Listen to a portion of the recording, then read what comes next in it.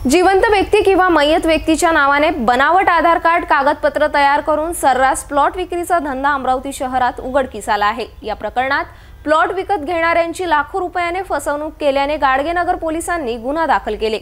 मात्र आतापर्यंत गाडगेनगर पोलिसांनी या प्रकरणात एकालाही ताब्यात घेतले नाही। हे विशेष। अमरावती शहरात भूमाफिया सक्रिय असल्याचे गाडगेनगर पोलीस स्टेशन येथे दाखल झालेल्या तक्रारीवरून आता स्पष्ट होत आहे।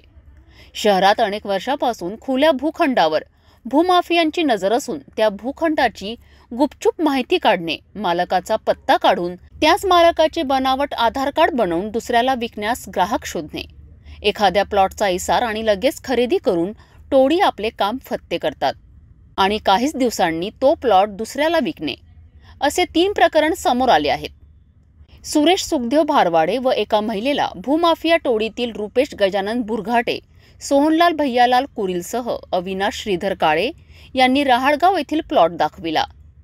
हा प्लॉट यवतमाळ येथील श्रद्धा वसंत नवघरे यांच्या मालकीचा असल्याचे सांगण्यात आले।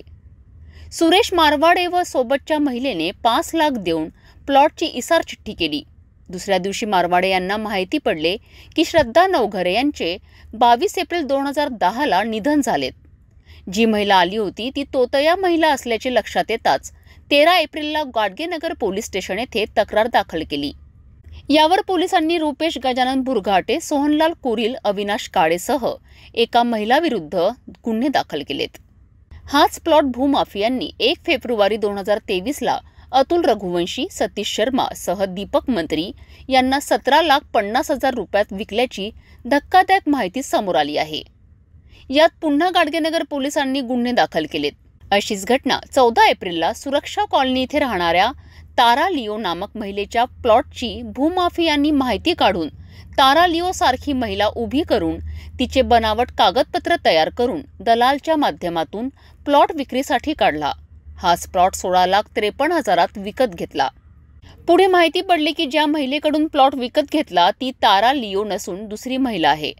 या प्रकरणात गाडगेनगर पोलिसांनी प्रमोद सरदार यांच्या तक्रारीवरून स्वप्नील साहेबराव महल्ले, अमोल राऊत, बाबूराव दादाराव लकडे, विलास देवीदास मेश्राम आणि एक महिला यांच्या विरुद्ध गुन्हा दाखल केलाय। या 3ही गुन्ह्यात मात्र गाडगेनगर पोलिसांनी अद्यापपर्यंत कुणालाच ताब्यात घेतले नाही, हे विशेष।